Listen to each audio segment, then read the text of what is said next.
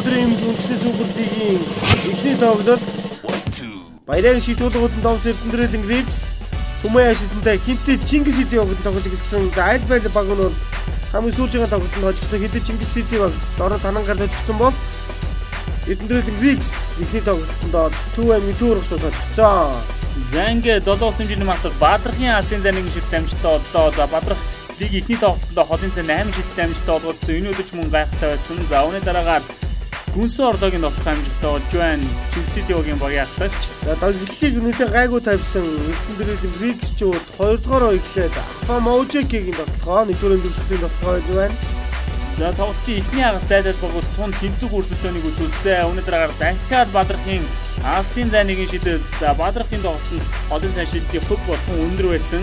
За энэ дараагаар Will Giding Бадрах Батчавхан нарын хосомжтой усан 39-30 гээд 2 дугаар үеийн дундаас эхлээд Эрдэнэтрийн Рикс тэргүүлээд гисэн. За энэ Хасуугийн хинтээ Чингис Ситигийн Батчавхангийн маш гоё оролт байсан. За Батчавхан тоглолтоос тоглолт нь улам бүр сайжирсаар байгаа. Үүний дараагаар Гэб Мотны нэгэн гоё өмсөг оролт байлаа. За Гэб Мот нь яхахгүй Чингис Сити багийн лидер болчиход байгаа. Үүний дараагаар Эрдэнэтрийн Риксийн тоглогч Лигоны тоглогч Will Giding-ийн тоглолт. За энэ тоглолтноос нэлээд олонхны тоглож байсан. Эрдэнэтрийн Риксийн залуу тоглогч Минд өрөөсөн. За Афа Моужекигийн тоглолт. За Минд өрийн тоглолт нь маш сайн тоглолтыг үзүүлж 17 18 самраас мөнгө авсан байгаа. За ингээд улаан хүн маш гоё эргэлттэй тоглолж тооны харьцааг ойртуулж байна. За үүний дараагаар Will Giding за нэлээд чухал үед багийнхаа тоглолтыг гүйцээж байсан тоглогч нь Will Giding байсан энэ тоглолтод. За 77-72 байсан Афа Моужек Гэб Мотон өрнөн бэлгөөдөөс гоё тоглосон байна. Янгснер тооны харьцааг 3 хонооны зүрх дөрвжиж байгааг харж байгаа. За үүний дараагаар Афа Моужекийн нэг алсын шилжилт амжилттай болж Чингис Сити ингээд 1 оноогоор дээр нь гараад ирсэн. За гэхдээ энэ да өрнөн бэлэг Бадрах нарын хосомжтой болж байна. 93-88. Олмор тоглолтын бол эцсийн шилжилтийг энийг хийцэндээ 104-100-аас харамсаар Will Giding шилээ 107-100 болгоод 49.3 секундыг үлдээгээд улмаар инхүү Эрдэнэтрийн Рикс баг 110-102 харьцаатай өдөрлийн анхны хожлоо байгуулж чадсан. Зангнад нэг хожигдолтой болж байна. Эрдэнэтрийн Рикс угаас Will Giding 35 оноо 13 самбар, Бадрах 27 оноо 9 оноостой дамжуулаад өрнөн бэлэг 24 оноо 15 самбар, Минд баяр 17 оноо 18 самбар 7 оноостой дамжуулаад Батчавхан 5 оноо, Нимбаяр 2 оноо авчээ.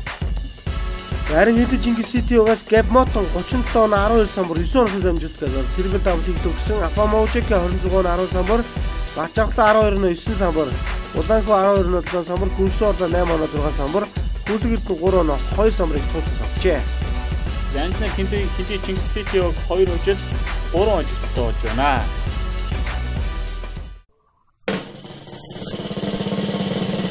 Энэ өдрийн хоёр тоглолт Шалын сүрэнгийн Батын хэдэлтэй Баян зүрх төрх хандаас дээр сууд 7 сүрэнгийн Дорж бүр үзэнтэй Төв аймгийн Түүр усууд нэлээд болсон 4 тэгсийг тавиад байгаа Түүр усаг инх өрөвсөдөө нүр тулж байна.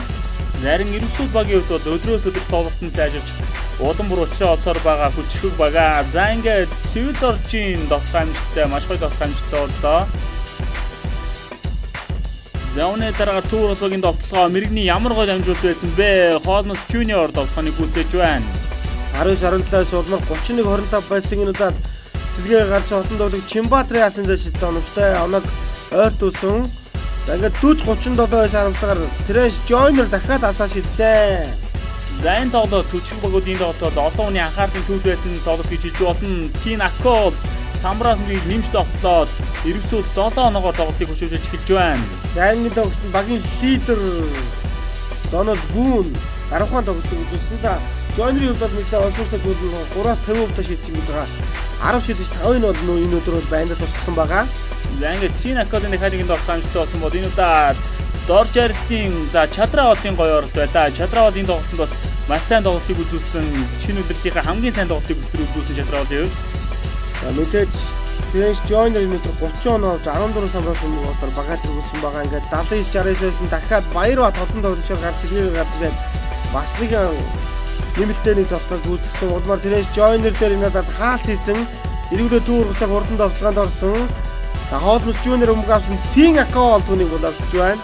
За энэ тоглолтын дөрөвдөр үнэхээр тэмцэлтэй гоё үе болж өнгөрсөн. За ингээд Гамбол багийн ахлагч Гамболын алсын зай шилжилт маань өчтөж болж байна. За ингээд оны хацаа Никон зүрх тоглож ирсэн. За улмаар 1 оноо зөрүүтэй байсан чинь багийн ахлагч Цэвэлд орчин тоглохоо багийн лидерийн тоглохоо амжтай болсон энэ удаа дахиад энэ удаад мөнхтөр хариуг нь бариад 85-88 болгосон. Улмаар таавах шийдвэрлэх мөчөөс харна шийдвэрлэх мөчөд дахиад Цэвэлд орчин бүх тастаад гам болдод бас маш гой тоглох байсан. За ингээд тоглолтын сүүлийн 3 минут энэ төр бүх зүйл шийдэгдсэн. Энэ удаа Цэвэлд орж тоглолтын тоглооны цаг дуусах мөчид энэ төр шийдлийг амжилттай олгосноор бүх зүйлийг шийдвэрлсэн гэж хэлж болно. За улмаар энэ тоглолтод 96-89 харьцаатаагаар Хаан Тасны 90-д баг хүчрхэг Төв Орос багийг буулгаа авч энэ өдрийн ихний хожигдлыг нь хүлээлгэсэн. За ингээд тун чухал хожиглыг авсан 90-д байгаа Стрэш Жойн 30 оноо 14 самбар 6 онцог амжилт өгсөн бол Цэвэлд 16 оноо 6 самбар, Татраа бол 15 оноо 7 самбар, Тэн Аккод 14 оноо 18 самбар, Орж Жаргал 10 оноо 5 самбар, Баярбат 5 оноо 4 самбар туссан. Зарим Төв Орос баг лигийнхаа анхны хожигдлыг хүлээж байна. Тэднээс Холмос Жуниор 24 оноо 19 самбар, Донод Бүүн 21 оноо 5 самбар, Гамбод 16 оноо 6 самбар, Мөнхтөр 10 оноо 8 самбар, Зарим Цэцгийн Мэргийн 9 оноо, Чимбатар 6 оноо авсан эдэж тэдийг хожигдлоо.